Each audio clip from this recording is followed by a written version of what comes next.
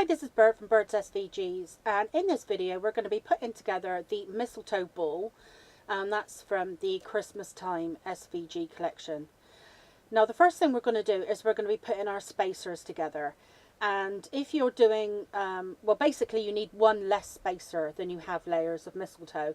The way I've done the file for you is that there's 6 layers of mistletoe, so in that case we need 5 spacers. But if you want to make your ball fuller, just cut an extra page or an extra couple of pages from your download, and then it'll be, it'll be bushier.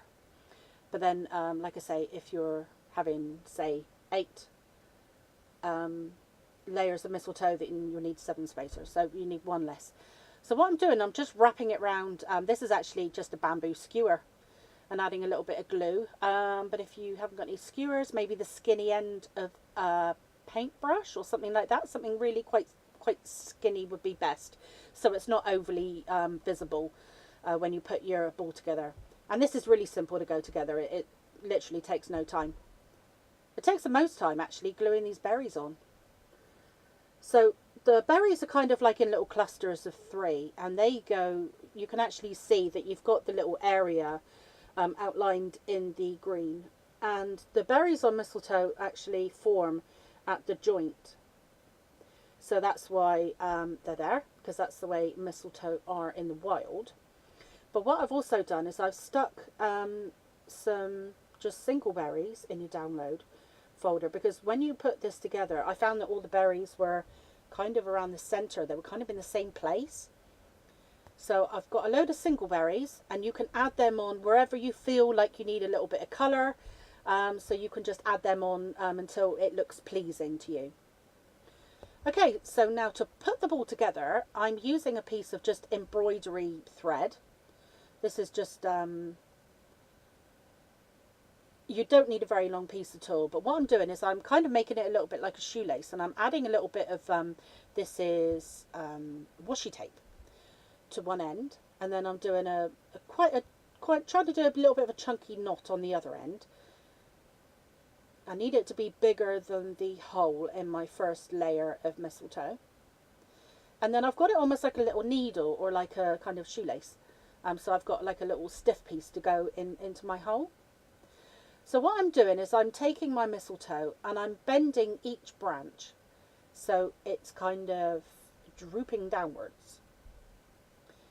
And I'm just making my washi tape there finer, so I've just trimmed it down to a little point. And then I'm threading it through the hole in my first layer of mistletoe. And you can see where I've bent it. I've just literally creased it at the point, at the top point of each branch. And then I add a little spacer. And then I crease my next layer and pop that on, and another spacer. And then again, you can see here I'm bending each branch downwards and threading it on, so in between each layer.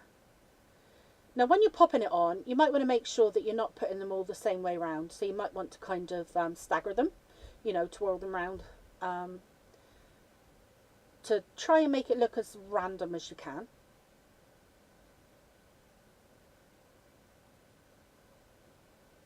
And it comes together in no time at all. And then when it's completed, you can wow, they look great if you pin them in doorways.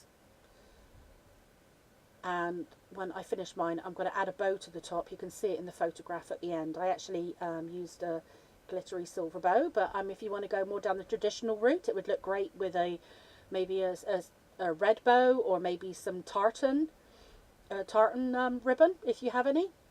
I think that would look great. So what I'm doing now is I'm tying a knot and keeping my pieces together.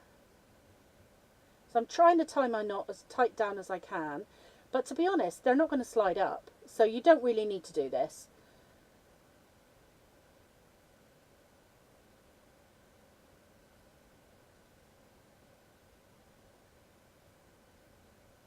Because once they're hanging, gravity will keep it down, obviously.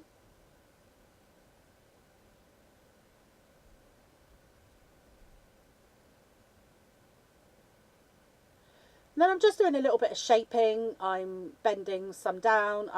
You know, in the end, I'll have a play around with it and make sure that it's kind of fluffy where I want it to be. And I've got this ornament holder here. Actually, sometimes these are called banana hangers.